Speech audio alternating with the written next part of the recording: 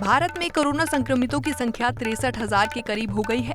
इनमें से लगभग 42,000 एक्टिव पेशेंट हैं। अब तक देश भर में 21,009 लोगों की मौत हो चुकी है। देश में कोरोना के मरीजों की संख्या में लगातार बढ़ोतरी होती जा रही है। पिछले एक दिन में महाराष्ट्र में करीब 731, गुजरात में 449 और उत्तर प्रदेश में 67 नए संक्रमितों की पुष्टि की गई है।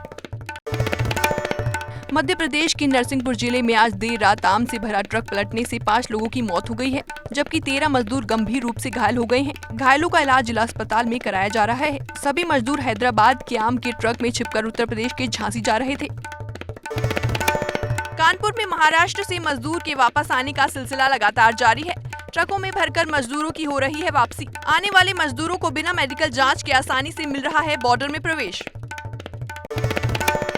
दुनिया भर में कोरोना के मरीजों की संख्या का बढ़ना लगातार जारी है। 212 देशों में पिछले 24 घंटे में 84,000 नए कोरोना मामले सामने आए हैं। मरने वालों की संख्या 42,800 हो चुकी है।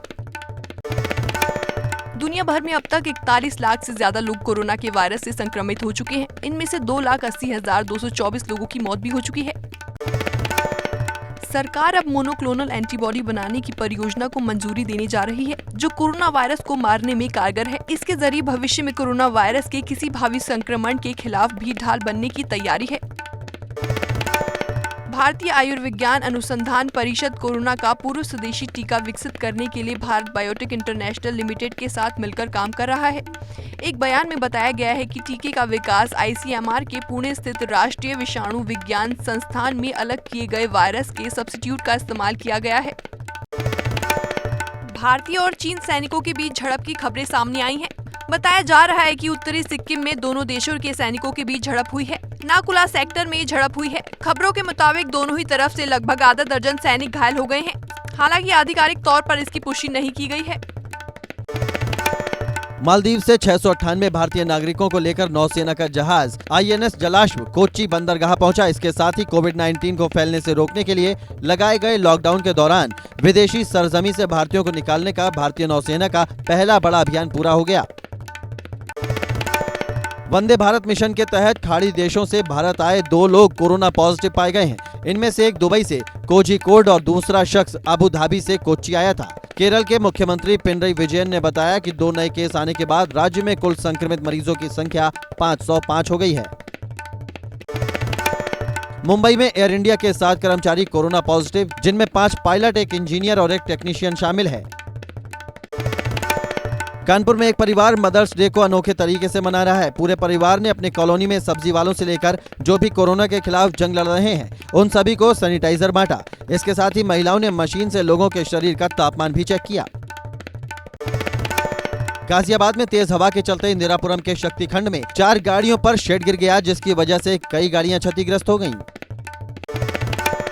देवप्रयाग में गुलदार का सड़ा गला शव मिलने से लोगों में दहशत बन गई है। वन विभाग की ओर से शव को पोस्टमार्टम के लिए पौड़ी भेजा गया है। वन दारोगा के मुताबिक गुलदार की उम्र 3 साल तक की है। आसपास के लोगों ने वन विभाग से यहां पूरी सुरक्षा दिए जाने की मांग की है। पीलीभीत में छेड़छाड़ का विरोध करने पर दबंगों ने परिजनों की पिटाई कर दी। दलित किशोरी से की गई थी छेड़छाड़। पीड़ित परिवार ने पुलिस पर संरक्षण देने का आरोप लगाया। हालात इस कदर खराब हो गए कि परिवार को पलायन करना पड़ रहा है। शराब की दुकानों में लाइन और सोशल डिस्टेंसिंग की जमकर धज्जियां उड़ाने के बाद अब गुटखे के लिए होड़ मच गई है। घाटमपुर में एक गुटखे की एजेंसी में माल आने के बाद लोगों की भीड़ जमा हो गई। पुलिस ने भीड़ को काबू किया। लॉकडाउन में शराब की दुकानें खोले जाने के बाद लोगों के हिंसक होने की घटनाओं में लगातार इजाफा हो रहा है। ताजा मामला यूपी के बुलंदशहर का है, जहां शराबी पिता ने अपने 3 साल के बेटे को बेरहमी से पीटकर मौत के घाट उतार दिया। बच्चे की मौत के बाद आरोपी पिता फरार हो गया। मसूरी में आज मौसम ने अपना मिजाज बदला। मसूरी में सुबह से ही हो रही बारिश से तापमान में भारी गिरावट दर्ज की गई। वहीं मई के महीने में दिसंबर महीने में होने वाली ठंड का एहसास होने लगा। लोगों को ठंड से बचने के लिए गर्म कपड़े और अलाव का सहारा लेना पड़ा है। गाजियाबाद में अलग अलग राज्यों में जा रहे मजदूरों को पुलिस ने बॉर्डर पर रोक लिया। सैकड़ों की संख्या में मजदूरों की भीड़ इकट्ठी हो गई। कड़ी मशक्कत के बाद पुलिस ने इन सभी मजदूरों को वापस भेज दिया। प्रवासी मजदूरों को लेकर सूरत से प्रयागराज के लिए निकली ट्रेन के 20 डब्बे पीछे छूटे। ये घटना भिटौनी स्टेशन के पास हुई। हालात इस कदर बिगड़ गए कि ट्रेन में सफर कर रहे यात्रियों को पीने के पानी के लिए भी कड़ी मशक्कत करनी पड़ी। नोएडा में बढ़ती गर्मी के बीच अचानक बदले मौसम से लोगों ने राहत की सांस ली। तेज हवाओं और धूल भरी आंधी से आसपास का इलाका अंधेरे में तब्दील हो गया। अलीगढ़ में श्रमिक एक्सप्रेस से 1250 मजदूरों को वापस लाया गया। ये सभी मजदूर गुजरात से लाए गए हैं। पुलिस स्टेशन पर पहुंचने के बाद इनका स्वास्थ्य परीक्षण किया गया। इसके बाद इन्हें बसों से इनके जिलों में भेज दिया गया। प्रवासी मजदूरों का लगातार यूपी में आना जारी है। इनमें महाराष्ट्र से आने वाले श्रमिक ही सबसे ज्यादा हैं। उत्तर प्रदेश सरकार अब इन 20 लाख मजदूरों को यहीं रोजगार देने की तैयारी में है। वापस लौट रहे मजदूरों का कहना है कि महाराष्ट्र सरकार ने उनके लिए कुछ नहीं किया, इसलिए वो वापस लौट रहे हैं।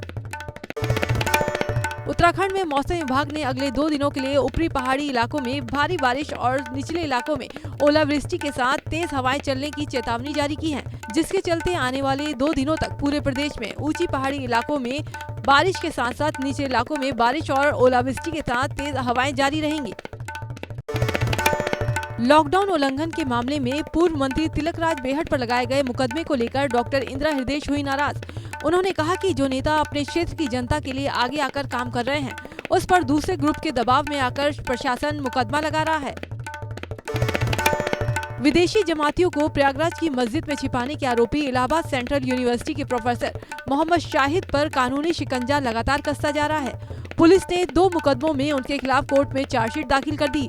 जिन 2 मुकदमों में चार्जशीट दाखिल हुई है, उसमें एक विदेशी जमातियों को मस्जिद में छिपाने का मामला है, तो दूसरा महामारी एक्ट का। अर्थव्यवस्था को पटरी पर लाने के लिए लॉकडाउन 3 में छूट देने का सिलसिला जारी है। यही वजह है कि कानपुर में ट्रांसपोर्ट को भी शर्त के साथ खोलने का आदेश दिया गया है। जिलाधिकारी ने ट्रांसपोर्ट को शर्तों के साथ खोलने के आदेश दिए। टिहरी में महिला डॉक्टर कोरोना से जंग जीतने की जीतोड़ कोशिश कर रहे हैं, जिसकी वजह से उन्हें महीने भर से अपने घर से दूर रहकर काम करना पड़ रहा है। महामारी के इस दौर में कोरोना मरीजों का इलाज कर रहे ये महिला डॉक्टर्स मां होने का फर्ज भी अदा कर रही हैं। मेरठ में भाजपा के जिला पंचायत अध्यक्ष के पिता को जब पुलिस ने रोका तो वो पुलिस पर ही नाराज हो गए। पुलिस को धमकी भरे लहजे में कहा कि मैं जिले का प्रथम नागरिक हूं, जहां सरकार कोरोना से जंग लड़ रही है, वहीं कुछ नेता इन कोरोना वॉरियर्स का सहयोग करने के बजाय उन्हें परेशान कर रहे हैं। राजस्थान और यूपी पुलिस के बीच मजदूरों को यूपी के बॉर्डर में प्रवेश कराने को लेकर हुई भिड़ंत। राजस्थान पुलिस के जवान मजदूरों को यूपी बॉर्डर में प्रवेश कराना चाहते थे। इस भिड़ंत में कई जवान घायल हो गए। लॉकडाउन में भी नहीं थम रही दबंगों की दबंगई। कानपुर में आपसी विवाद में दबंगों ने युवक को पीट कर अधमरा कर दिया। दबंगों ने पहले युवक की पिटाई की, फिर वीडियो किया वायरल। दबंगों ने पिटाई का वीडियो सोशल मीडिया पर वायरल कर दिया। गाजीपुर में प्याज उगाने वाले किसान भी अपनी अच्छी फसल के बावजूद भी परेशान हैं। एक तरफ लॉकडाउन के कारण वो प्याज मंडी में नहीं ले जा पा रहे, तो दूसरी तरफ एक सप्ताह पूर्व बिना मौसम बरसात में प्याज की फसल बुरी तरीके से प्रभावित हुई है। यूपी के फतेहपुर जिले में आज सुबह अचानक तेज हवा के साथ हुई बारिश के साथ गिरी आकाशीय बिजली की चपेट में आने से 35 वर्षीय किसान की दर्दनाक मौत हो गई। वहीं मृतक किसान की पत्नी बाल बाल बची। उत्तर प्रदेश के कासगंज में मिले 3 कोरोना पॉजिटिव मरीजों के ठीक होकर घर चले जाने और कासगंज के कोरोना शून्य को जाने के बाद एक बार फिर कोरोना ने दस्तक दी है। बीती रात कासगंज में फिर 3 कोरोना पॉजिटिव मरीज पाए गए हैं, जिससे पूरे जिले में हड़कंप मच गया है। बाराबंकी जिले में भांजे ने अपने सगे मामा को उतारा मौत के घाट। मारने के बाद शव को रेलवे लाइन पर फेंका। पुलिस की क्राइम ब्रांच टीम ने भांजे सहित 3 लोगों को गिरफ्तार कर लिया और जेल भेज दिया। हरदोई के बिलग्राम कोतवाली इलाके में एक भीषण सड़क हादसे में 3 लोगों की मौत हो गई, जबकि 2 लोग गंभीर रूप से घायल हो गए। घायलों को इलाज के लिए जिला अस्पताल में भर्ती कराया गया है। उत्तर प्रदेश के अमरोहा जनपद की हसनपुर कोतवाली पुलिस ने गौ तस्करों के साथ हुई मुठभेड़ में पैर में गोली लगने से इनामी बदमाश वसीम को गिरफ्तार कर लिया है, जबकि उसका एक साथी अंधेरे का फायदा उठाकर भागने में कामयाब हो गया और घायल बदमाश को इलाज के लिए भेज दिया गया। संयुक्त अरब अमीरात के शारजा में कोरोना की वजह से फंसे भारतीयों के दल को लेकर एयर इंडिया का विमान लखनऊ पहुंचा। विमान में कुल 182 यात्री सवार थे और एयरपोर्ट पहुंचने पर जिला प्रशासन ने हर यात्री का कोरोना टेस्ट करवाया। सभी लोगों को 14 दिनों तक होम क्वारंटीन कर दिया गया। घाटमपुर के बीरत गांव कस्बा में फौजियों का चौकी में पुलिसकर्मियों से हुआ विवाद। फौजियों पर दरोगा और सिपाही की पिटाई के आरोप। दोनों बेकाबू फौजियों को पुलिसकर्मियों ने जंजीर की हथकड़ी लगाकर किसी तरह बेकाबू कर मेडिकल परीक्षण के लिए भेजा। तबलीगी जमात के मुख्य मौलाना साद पर दर्ज मुकदमों की जांच कर रही दिल्ली क्राइम ब्रांच टीम के इंचार्ज के कोरोना पॉजिटिव पाए जाने से शामली पुलिस तक में हड़कंप मच गया। गत 23 अप्रैल को दिल्ली पुलिस की क्राइम ब्रांच की टीम मौलाना साद के फार्म हाउस पर छापेमारी करने के लिए पहुंची थी, जिसमें शामली पुलिस को भी उनके साथ लिया गया था। एसपी के निर्देश पर कांदला थाने के 2 इंस्पेक्टर और 3 कांस्टेबल को क्वारंटीन कर दिया गया। उनके सैंपल लेकर जाँच के लिए भेज दिए गए हैं। बांग्लादेश की फ्लाइट से दिल्ली पहुंचे यूपी के 37 यात्रियों को जिला प्रशासन अपने साथ गाजियाबाद ले आया। इन यात्रियों में से गाजियाबाद के 6, गौतम बुद्ध नगर के 3 और 28 यूपी के अन्य जिलों से हैं। इन सभी को गाजियाबाद के होटल में 14 दिन के लिए क्वारंटीन कर दिया गया। संयुक्त अरब अमीरात के शारजाह में कोरोना की वजह से फंसे भारतीयों के दल को लेकर एयर इंडिया का विमान लखनऊ पहुंचा।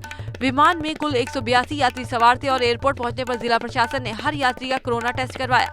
सभी लोगों को 14 दिनों तक होम क्वारंटीन कर दिया गया। संभल में एक एम्बुलेंस ड्राइवर घर परिवार छोड़कर 24 घंटे डॉक्टरों की सेवा में अपनी एम्बुलेंस तैयार रखते हैं। अपनी एम्बुलेंस को ही इन्होंने अपना घर बना लिया है। इतना ही नहीं, एम्बुलेंस भी उनकी अपनी है। इसमें तेल भी वो खुद से ही डलवाते हैं। मेरठ के मेडिकल कॉलेज के कोरोना वार्ड में भर्ती एक मरीज ने अपना ऑडियो वायरल कर अस्पताल प्रशासन पर गंभीर आरोप लगाए। उसका कहना है कि पिछले 3 दिनों से उसे कोई डॉक्टर नर्स देखने तक नहीं आई, न ही खाने के लिए कुछ मिल रहा है। डीएम ने मामले में जांच के बाद दोषियों पर कड़ी कार्रवाई का दावा किया। नोएडा पुलिस की गुंडई का वीडियो सोशल मीडिया पर वायरल हो रहा है, जिसमें कुछ पुलिस वाले सब्जी विक्रेताओं को लाठी डंडे से बुरी तरह पीट रहे हैं और उन्हें सड़क पर गिरा गिरा कर लाठियां भांजी जा रही हैं। थाना 20 के हरौला का ये वायरल वीडियो बताया जा रहा है। गाजीपुर में मुंबई से आए युवक को हुआ कोरोना। युवक का सैंपल जांच के लिए गोरखपुर भेजा गया था। प्रशासन की टीम ने उसे वाराणसी के पंडित दीनदयाल उपाध्याय अस्पताल में भर्ती करा दिया। साथ ही उसके संपर्क में आए 20 से अधिक लोगों को क्वारंटीन कर दिया गया। खिदीरपुर गांव को हॉटस्पॉट घोषित कर पूरे गांव को सैनिटाइज कराया गया। मेरठ जिलाधिकारी ने दुकानदारों और थोक विक्रेताओं को अलग अलग पास जारी कर दुकानें अलॉट कर दी हैं। साथ ही इस महामारी को देखते हुए सभी दुकानदारों को मास्क लगाना अनिवार्य कर दिया। हर दुकानदार की ये जिम्मेदारी होगी कि वो अपनी शॉप के बाहर सोशल डिस्टेंसिंग का उल्लंघन न होने दे। रुद्रपुर में तिलकराज बेहड़ के खिलाफ मुकदमा दर्ज किए जाने पर गरमाई सियासत। कांग्रेस महासचिव हरीश रावत ने दिल्ली में सांकेतिक धरना दिया। बीजेपी ने धरने को बताया ढोंगी। यूपी के कौशाम्बी में दबंगों ने पुरानी रंजिश में ग्राम प्रधान के भतीजे की गोली मारकर हत्या कर दी। गोली लगने से 2 और लोग भी घायल हो गए। गोलीबारी से गांव में सनसनी है। घायलों का प्रयागराज के अस्पताल में इलाज चल रहा है। एसपी ने घटना के बारे में ग्रामीणों से पूछताछ की और शव कब्जे में लेकर पोस्टमार्टम के लिए भेज दिया। शाहजहांपुर में कोरोना संक्रमण को देखते हुए जिला कारागार के बंदियों ने पीपीई किट तैयार की है। ये पीपीई किट वॉशेबल है और 3 बार यूज की जा सकती है। कम पैसे में इस किट को तैयार कर कैदियों ने अन्य स्थानों के कैदियों के लिए अच्छा संदेश दिया है। नाबालिग बेटी से छेड़खानी के विरोध में दबंगों की पिटाई से ब्यूटिशियन की मौत। शव रखकर ग्रामीणों ने किया चक्का जाम। गांव के रास्ते में आते जाते नाबालिग बेटी से छेड़खानी के विरोध पर दबंगों ने शुक्रवार की दोपहर ब्यूटिशियन की घर पर धावा बोल दिया। इस दौरान दबंगों ने ब्यूटिशियन पर ईंट पत्थर से किया हमला। तबलीगी जमात के मुख्य मौलाना साद पर दर्ज मुकदमों की जांच कर रही दिल्ली क्राइम ब्रांच टीम के इंचार्ज के कोरोना पॉजिटिव पाए जाने से शामली पुलिस तक में हड़कंप मच गया। गत 23 अप्रैल को दिल्ली पुलिस की क्राइम ब्रांच की टीम मौलाना साद के फार्म हाउस पर छापेमारी करने के लिए पहुंची थी, जिसमें शामली पुलिस को भी उनके साथ लिया गया था। एसपी के निर्देश पर कांदला थाने के 2 इंस्पेक्टर और 3 कांस्टेबल को क्वारंटीन कर दिया गया। उनके सैंपल लेकर जाँच के लिए भेज दिए गए हैं। महाराजगंज जिलाधिकारी और पुलिस अधीक्षक ने सोनौली सीमा का दौरा कर नेपाली नागरिकों के रहने खाने और सभी व्यवस्थाओं का जायजा लिया। साथ ही सभी से सोशल डिस्टेंसिंग अपनाने, मास्क पहनने सहित कई दिशा निर्देशों के कड़ाई से पालन करने के निर्देश दिए। बांग्लादेश की फ्लाइट से दिल्ली पहुंचे यूपी के 37 यात्रियों को जिला प्रशासन अपने साथ गाजियाबाद ले आया। इन यात्रियों में से गाजियाबाद के 6, गौतम बुद्ध नगर के 3 और 28 यूपी के अन्य जिलों से हैं। इन सभी को गाजियाबाद के होटल में 14 दिन के लिए क्वारंटीन कर दिया गया। संयुक्त अरब अमीरात के शारजाह में कोरोना की वजह से फंसे भारतीयों के दल को लेकर एयर इंडिया का विमान लखनऊ पहुंचा। विमान में कुल 182 यात्री सवार थे और एयरपोर्ट पहुंचने पर जिला प्रशासन ने हर यात्री का कोरोना टेस्ट करवाया। सभी लोगों को 14 दिनों तक होम क्वारंटीन कर दिया गया। संभल में एक एम्बुलेंस ड्राइवर घर परिवार छोड़कर 24 घंटे डॉक्टरों की सेवा में अपनी एम्बुलेंस तैयार रखते हैं। अपनी एम्बुलेंस को ही इन्होंने अपना घर बना लिया है। इतना ही नहीं, एम्बुलेंस भी उनकी अपनी है। इसमें तेल भी वो खुद से ही डलवाते हैं। मेरठ के मेडिकल कॉलेज के कोरोना वार्ड में भर्ती एक मरीज ने अपना ऑडियो वायरल कर अस्पताल प्रशासन पर गंभीर आरोप लगाए। उसका कहना है कि पिछले 3 दिनों से उसे कोई डॉक्टर नर्स देखने तक नहीं आई, न ही खाने के लिए कुछ मिल रहा है। डीएम ने मामले में जांच के बाद दोषियों पर कड़ी कार्रवाई का दावा किया। कानपुर पुलिस ने अंग्रेजी शराब से लदे 2 कंटेनर बरामद किए। हरियाणा से तस्करी कर शराब बिहार ले जाई जा रही थी। पकड़ी गई शराब की कीमत 1 करोड़ 34 लाख बताई जा रही है। एसटीएफ की टीम को काफी लंबे वक्त से शराब तस्करी की खबर मिल रही थी। मेरठ जिलाधिकारी ने दुकानदारों और थोक विक्रेताओं को अलग अलग पास जारी कर दुकानें अलॉट कर दी हैं। साथ ही इस महामारी को देखते हुए सभी दुकानदारों को मास्क लगाना अनिवार्य कर दिया। हर दुकानदार की ये जिम्मेदारी होगी कि वो अपनी शॉप के बाहर सोशल डिस्टेंसिंग का उल्लंघन न होने दे। उत्तराखंड में फिर बढ़ा कोरोना मरीजों का आंकड़ा। उधम सिंह नगर जिले में कोरोना के 4 नए मरीज, 67 पहुंचा कुल मरीजों का आंकड़ा। ग्रेटर नोएडा में लॉकडाउन के दौरान पैदल और साइकिल से अपने घरों को पलायन कर रहे लगभग 5 दर्जन मजदूरों को पुलिस ने पकड़ लिया। पुलिस ने स्वास्थ्य विभाग की टीम से चेकअप कराकर सभी को शेल्टर होम में भेज दिया। ये लोग हरियाणा से आकर फर्रुखाबाद जा रहे थे। यूपी के कौशाम्बी में दबंगों ने पुरानी रंजिश में ग्राम प्रधान के भतीजे की गोली मारकर हत्या कर दी। गोली लगने से 2 और लोग भी घायल हो गए। गोलीबारी से गांव में सनसनी है। घायलों का प्रयागराज के अस्पताल में इलाज चल रहा है। एसपी ने घटना के बारे में ग्रामीणों से पूछताछ की और शव कब्जे में लेकर पोस्टमार्टम के लिए भेज दिया। शाहजहांपुर में कोरोना संक्रमण को देखते हुए जिला कारागार के बंदियों ने पीपीई किट तैयार की है। ये पीपीई किट वॉशेबल है और 3 बार यूज की जा सकती है। कम पैसे में इस किट को पूर्व मंत्री तिलक राज बेहड मामले पर बीजेपी विधायक राजेश शुक्ला ने प्रशासन की कार्रवाई को सही बताते हुए कांग्रेस नेताओं की तुलना तबलीगी जमात से की। उन्होंने कहा कि जो भी शख्स लॉकडाउन का उल्लंघन करेगा, पुलिस प्रशासन की तरफ से सख्त कार्रवाई होगी। टिहरी में प्रवासी लोगों का पहुंचना जारी। 28 बसों से कई राज्यों में फंसे लोग जिला मुख्यालय पहुंचे, जहां उन्हें एक निजी होटल में रखा गया और मेडिकल चेकअप और प्रशासनिक फॉर्मेलिटीज के बाद उन्हें अलग अलग बसों में उनके गाँव की ओर भेज दिया गया। बद्रीनाथ धाम के मुख्य पुजारी रावल जी ईश्वरी प्रसाद नंबूदरी शनिवार को जोशीमठ स्थित नरसिंह मंदिर पहुंच गए, जहां पर उनका स्वागत किया गया। रावल जी के 34 दिन की क्वारंटीन अवधि पूरी हो गई। बद्रीनाथ धाम के कपाट 30 अप्रैल को नहीं खुल पाया। 15 मई को बद्री विशाल के कपाट खोले जाएंगे। रुद्रपुर में तिलक राज बेहड के खिलाफ मुकदमा दर्ज किए जाने पर गरमाई सियासत। कांग्रेस महासचिव हरीश रावत ने दिल्ली में सांकेतिक धरना दिया। बीजेपी ने धरने को बताया ढोंगी। 13 मई को सचिवालय में त्रिवेंद्र कैबिनेट की महत्वपूर्ण बैठक होगी, जिसमें कई अहम फैसले लिए जा सकते हैं। बैठक की टाइमिंग सुबह 11 बजे रखी गई है, जिसकी अध्यक्षता खुद मुख्यमंत्री त्रिवेंद्र सिंह रावत करेंगे। उत्तराखंड के अनेक लोग बाहरी राज्यों में फंसे हुए हैं, जिनको लगातार सरकार वापस लाने का काम कर रही है। अभी तक हजारों लोग वापस अपने राज्य पहुंच चुके हैं। ऐसे लोगों ने सरकार का शुक्रिया अदा किया है और अपने घर लौटने की खुशी जाहिर की है। लोगों का कहना है कि सरकार के द्वारा उनके लिए तमाम व्यवस्थाएं की गई हैं। यही वजह है कि वो अपने घर लौट पाए हैं। अमेरिका में 2.5 करोड़ लोग बेरोजगार हुए हैं, जिसके बाद यहाँ बेरोजगारी दर बढ़कर 14.7% हो गई। हालांकि अमेरिकी राष्ट्रपति डोनाल्ड ट्रंप ने कहा उन्हें इसकी पूरी आशंका थी। उन्हें उम्मीद है कि भविष्य में अर्थव्यवस्था में विकास होगा। अमेरिकी राष्ट्रपति डोनाल्ड ट्रंप ने शुक्रवार को कहा कि कोरोना वायरस बिना किसी वैक्सीन के चला जाएगा और कहा कि अमेरिका महानता की तरफ बढ़ रहा है। उन्होंने ये बातें व्हाइट हाउस में अपनी पार्टी के सांसदों के साथ बातचीत के दौरान कही। ट्रंप का यह बयान ऐसे समय में आया है जब अमेरिका में ग्रेट डिप्रेशन के बाद बेरोजगारी दर सबसे ऊपर पहुंच गई है और अब तक कोरोना से 76,000 लोगों की मौत हो चुकी है। रोहित शर्मा ने डेविड वार्नर से सोशल मीडिया के जरिए बातचीत की। रोहित शर्मा ने वार्नर से कहा, परिवार के साथ रहना बहुत जरूरी है। एक क्रिकेटर होने की वजह से हम अक्सर अपने परिवार से दूर रहते हैं और उनकी बहुत याद आती है। करियर खत्म हो जाने के बाद भी परिवार आपके साथ ही रहता है। फिलहाल मैं अपने परिवार के साथ अच्छा वक्त बिता रहा हूँ। भारतीय क्रिकेट टीम के चीफ सिलेक्टर सुनील जोशी ने भारतीय क्रिकेट कंट्रोल बोर्ड को नए सीजन की शुरुआत T20 से करने का सुझाव दिया है। सिलेक्शन कमेटी के मुताबिक इससे खिलाड़ी T20 वर्ल्ड कप के लिए भी तैयार हो सकेंगे। इस साल ऑस्ट्रेलिया में अक्टूबर-नवंबर में ये टूर्नामेंट खेला जाना है। वहीं खिलाड़ियों को इंडियन प्रीमियर लीग की तैयारी का भी मौका मिल जाएगा। टेनिस के दिग्गज खिलाड़ी राफेल नडाल ने कहा कि अगर इस खेल को संचालित करने वाली संस्था ने कोरोना वायरस के टीके को खिलाड़ियों के लिए जरूरी किया तो नोवाक जोकोविच को भी इसका पालन करना होगा। जोकोविच ने हाल ही में कहा था कि यात्रा के लिए अनिवार्य होने की स्थिति में भी वो कोरोना वायरस का टीका नहीं लेंगे। उन्होंने हालांकि बाद में कहा था कि वो अपनी बातों पर फिर से विचार करने के लिए तैयार हैं।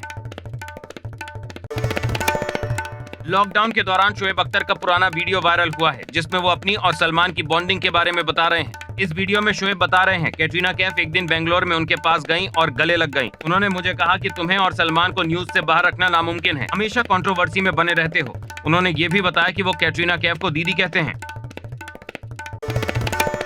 एक्ट्रेस सारा अली खान भी इंस्टाग्राम के जरिए लोगों से जुड़ रही हैं और लॉकडाउन के इस मुश्किल समय में अपने इंस्पिरेशनल पोस्ट से लोगों की हौसला अफजाई कर रही हैं। इसी बीच सारा ने अपना एक वर्कआउट वीडियो शेयर किया है, जो सोशल मीडिया पर काफी ट्रेंड कर रहा है। उनके इस वर्कआउट से उनके फैंस खासा इंप्रेस दिखाई दे रहे हैं। फैंस कमेंट कर सारा की टोन्ड बॉडी की तारीफ कर रहे हैं।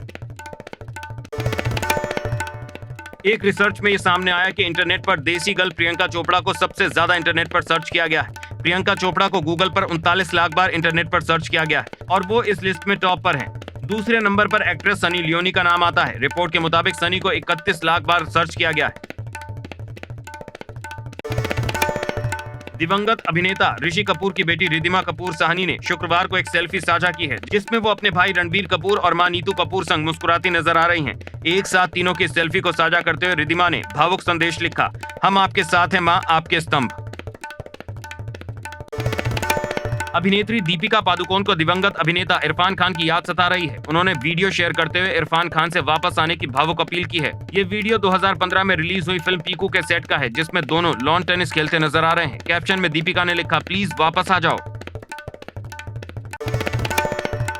सलमान खान लॉकडाउन में अपने पनवेल स्थित फार्म हाउस में हैं। पिछले दिनों उन्होंने यहीं से कोरोना वायरस पर बना गाना प्यार करोना रिलीज किया था। अब वो जल्द ही एक और गाना तेरे बिना रिलीज करने वाले हैं। इस गाने में सलमान के साथ जैकलीन फर्नांडिस भी नजर आएंगी। फार्म हाउस पर सलमान की फैमिली के अलावा जैकलीन फर्नांडिस, लूलिया वंटूर, वलूशा डिसूजा और आयुष शर्मा भी मौजूद हैं।